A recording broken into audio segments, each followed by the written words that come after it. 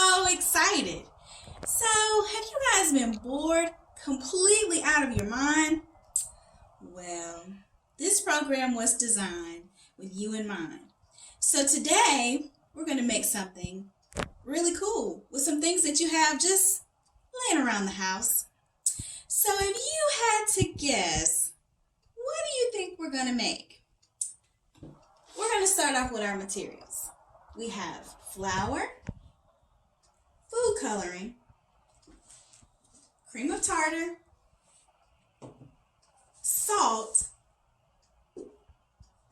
and vegetable oil, and water.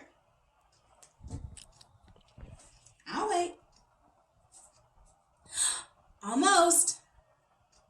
Oh, that was a really good guess. You guessed it! Play-Doh! All right, so come on, let's go. All right, so the first thing you're going to need is a saucepan. I'm going to put all of the ingredients that have to go on the stove in the saucepan. So all of my children out there, if you're going to use the stove, please make sure you have an adult or an older sibling that can help you out, okay? We're going to start with 1 cup of water.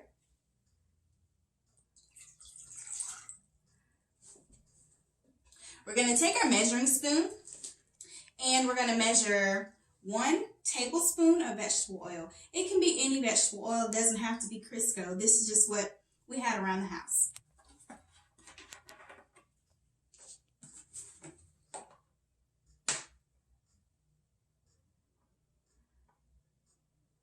All right, so we're going to add this to our saucepan. All right, so the next thing we're going to add is a tablespoon of cream of tartar. Now, cream of tartar is one of the most important ingredients that we're going to add to the Play-Doh today.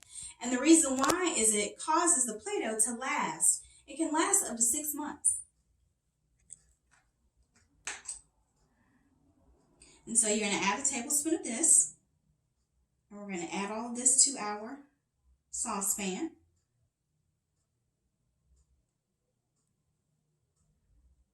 Now, when you're putting dry ingredients inside of the scooper, you're going to want to put it to almost to the very top, or as far as you can get it. And it's okay if some of it drops in the saucepan. All right, so we're going to drop this in the saucepan. I'm going to kind of swish it around a little bit, kind of get all of it out. All right, so our next ingredient is we're going to add a 1/2 cup of salt. Now, the scooper that we're going to be using is the same scooper that we'll be using for the flour, because it's a cup.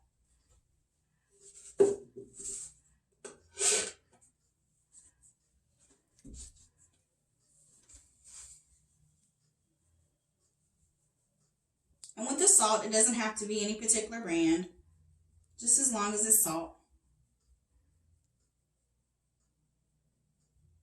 And again, we're going to fill it all the way to the very top. Okay? So this is going to go into our saucepan also. All right, so next thing that we're going to do is we're going to take this and we're going to put it on the stove. But first, I almost forgot. We got to add our food coloring. So, what color should we make? We have pink, blue, green, and purple. Who wants purple? Okay. All right, who wants green? Okay. Blue? All right, let's try pink.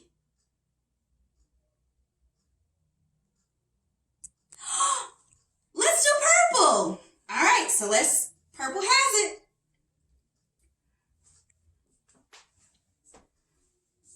So we'll do 3 squirts. 4. Now the purpose of it going on the stove is because you have the salt in here, you have the cooking oil, you want it to kind of melt. So you don't have to boil it, you just warm it up. So while you're warming it, and I'll show you on the stove, you're just kind of stirring it up a little bit, just kind of making sure everything kind of blends together before we add our flour. All right, so we're going to head to the stove. All right, so as you can see, we have a flat top stove. So basically, you're just going to kind of stir it a little bit. You're going to want to stir it maybe about 2 minutes. You want to kind of make sure that salt really melts.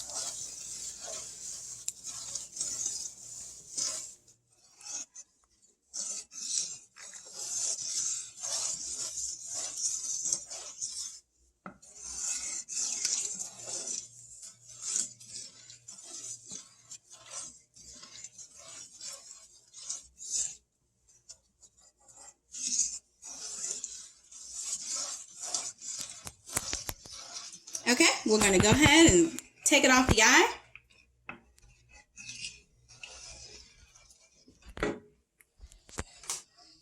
All right, so we've taken it off of the eye. And so now we have a liquid that is pretty consistent. So we're going to take this liquid and I'm going to pour it, kind of swish it around a little bit, make sure we get all that salt. Because that's the main part that you really want to make sure is mixed really well. Because if you've ever accidentally eaten Play-Doh, it tastes salty. That's why.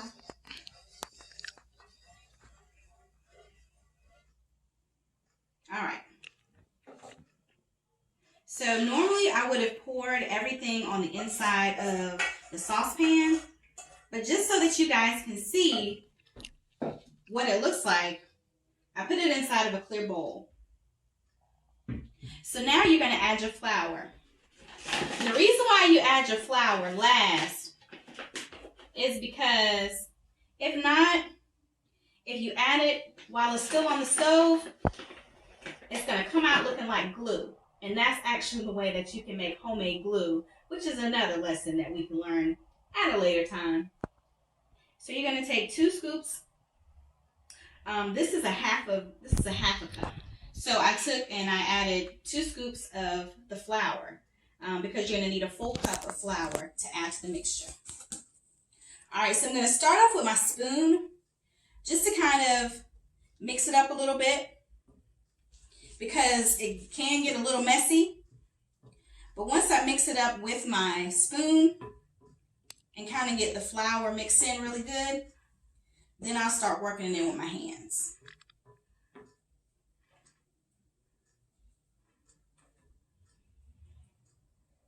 And the cool thing is you'll start to see the colors because we did purple this time. We didn't add a whole lot of food coloring, so it's going to be more so like a lavender color. And again, this is something that you can make at home, and it's quick, it's fun, it's easy.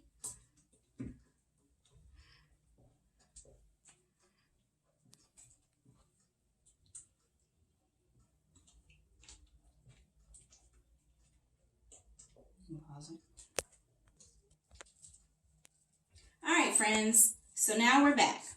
So now once you have mixed all your ingredients inside of your saucepan and you've warmed it up on the stove, you've added your cup of flour and then mixed it up. And the best way to mix it up is inside of the saucepan.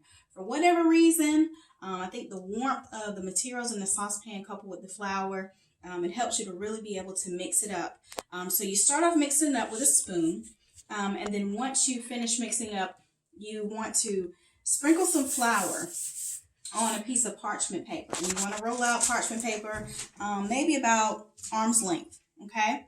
And then you'll take your Play-Doh and you're basically going to just play with it. Now, as you can see, ours, we did purple. Now, earlier, we made blue Play-Doh. So there was still some blue residue on the spoon. So once we started mixing it up, it made this really cool color. So it's kind of a mixture of pink, purple, and blue. Okay? So how do you save your Play-Doh once you make it? So you can do one of two things. You can put it inside of a container like this. And these are really inexpensive. You can find these like at the Dollar Tree. And so you're going to want to pinch off a piece of it. Kind of roll it in a ball. And then you're going to want to put it in there and press it down. Put a little bit more in there. And you close it, and then it'll keep. Now, if you don't have any containers or little Tupperwares that you can use that you're not using to put food in, you can also use Ziploc bags. You can even get the cheap Ziploc bags, the little dollar bags.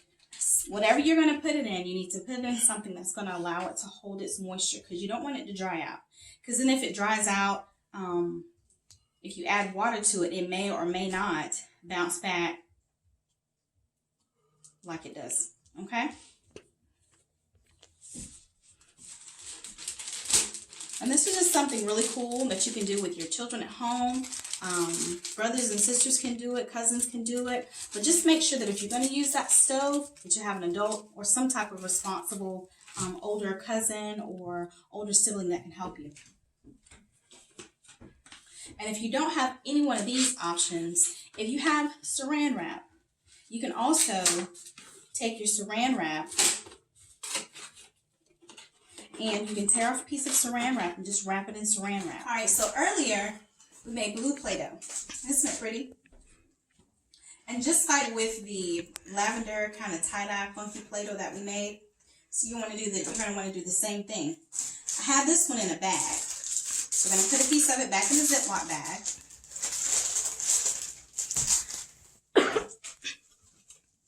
And then I'm going to take the rest of it, just put it inside of a container.